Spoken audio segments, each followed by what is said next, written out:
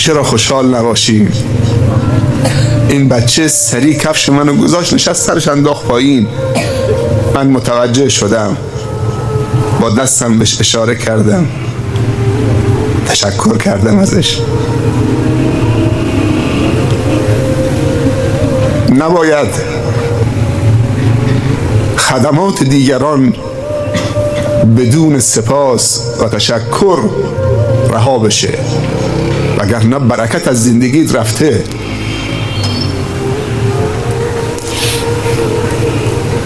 تشکر و قدر شناسی از خداوند سبب تقویت خدا نمی شود. اگر ما فکر بکنیم تشکر نیاز خداست، این کفره. اگر این اعتقاد و باور ما باشد،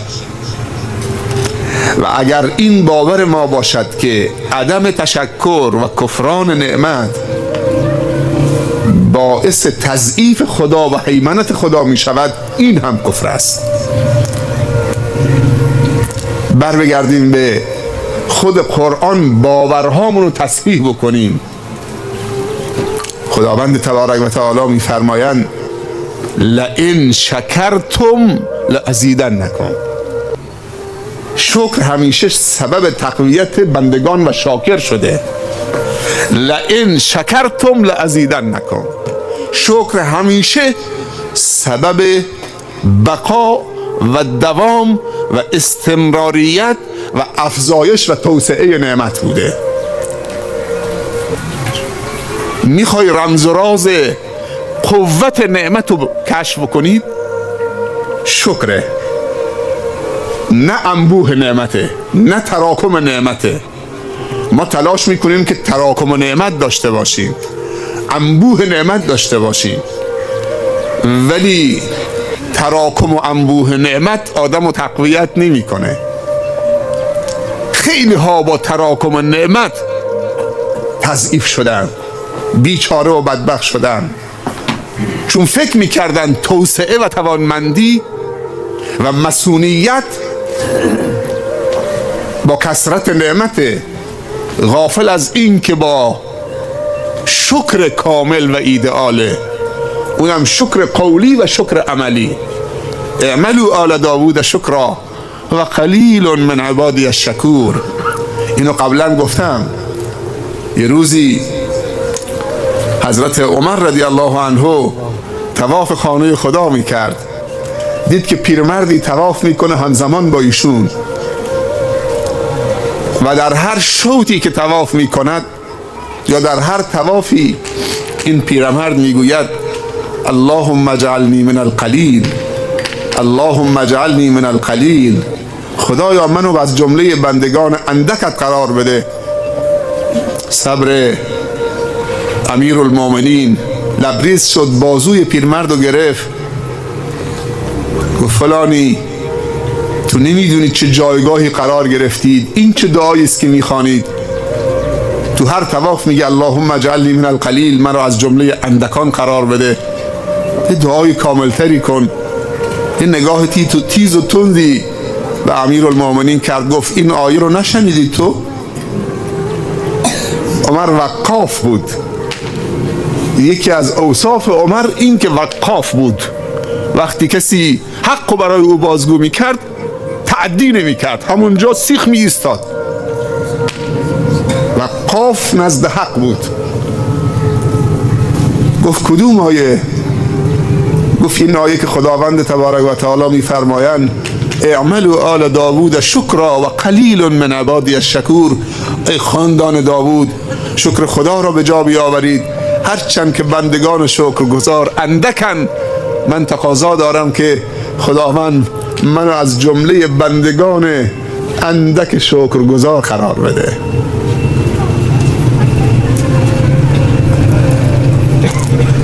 بعضی ها از زنده بودنشون فقط نفس میکشن. درختم یه سایه‌ای دارد.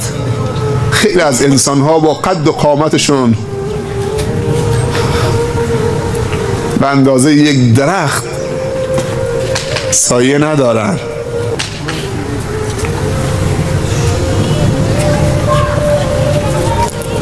بعضی ها به اندازه یک خیار سبز، یک گوجه فرنگی، یک بادمجون مفید نیستند. انسانی که خدا بهش عقل داده، شعور داده، خداوند زمین و زمان و موجودات رو براش مسخر کرده،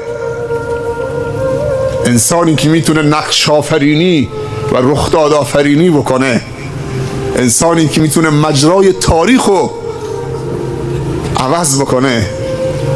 چه بسا از تو جمع شما، چه بسا از همین عزیزی بود که کفش منو درست کرد، چون منو به عنوان محمد صالح پردل نمیشناسه.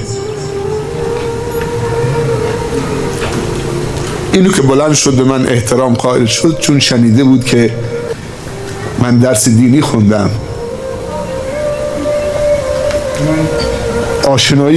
کمی آشنایی با علم دارم، این احترام علم کرد.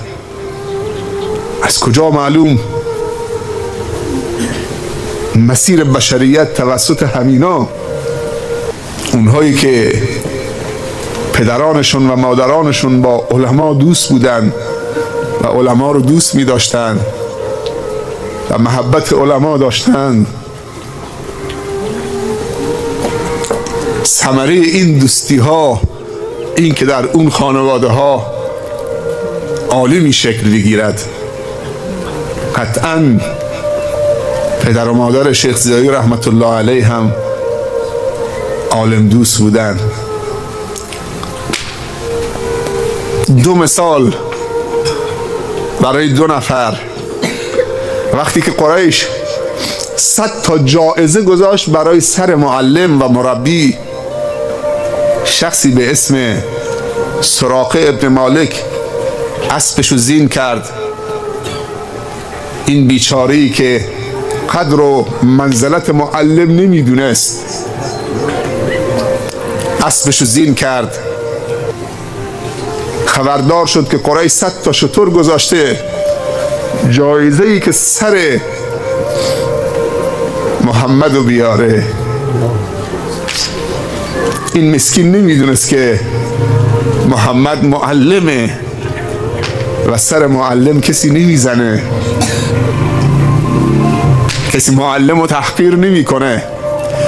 حتی کسی با خودش نبرد، خودش تنها رفت که هر 100 تا شتر خودش بگیره. رفت تا رسید به کنار ساحل جده، دید که در افق یک موجی تاریکی موج میزند. اسبشو تاخت تا رسید به چند متری معلم و رفیقش. اونجا که رسید، 2 پای جلوی اسبش فرو رفت تو زمین، به زمین خورد. وقتی به زمین خورد، بلند شد، پای اسبشو از زمین در آورد، دوباره سوار شد. به خودش گفت سنگی بود، پای اسبم به سنگی برخورد کرد. باز متوجه نشد که چه جنایتی میخواد مرتکب بشه. میخواد سر معلمو به عنوان یک جایزه، به عنوان یک هدیه ببره به قریش و در مقابل سر معلم 100 تا شتر بی ارزش بگیرد.